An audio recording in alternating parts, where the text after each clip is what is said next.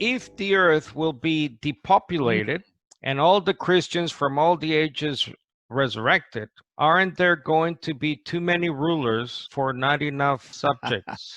There are a number of assumptions in that question.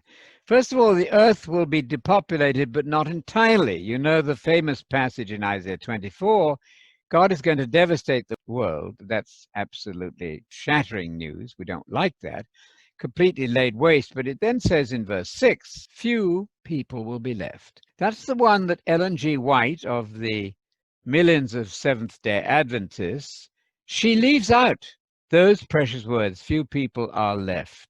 She leaves them out because in her theology, there's nobody left on the earth. Jesus will be in heaven with the saints going over the books.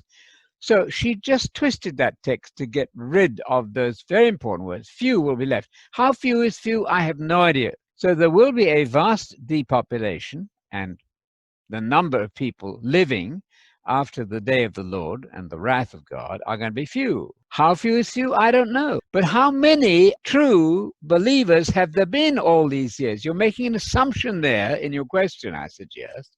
So I don't know. But God has got all that worked out. There will be just enough rulers to supervise and manage the world. That's the whole point of 1 Corinthians 6:2. It drives me on.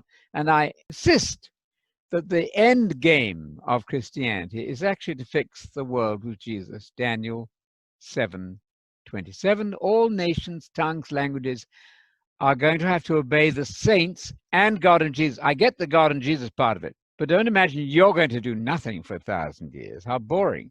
How few is few? I don't know. Maybe God doesn't fully know yet. He hasn't decided, but the cutoff moment will eventually come, and he'll send his son back to rule on the throne of David from Jerusalem, as was promised him.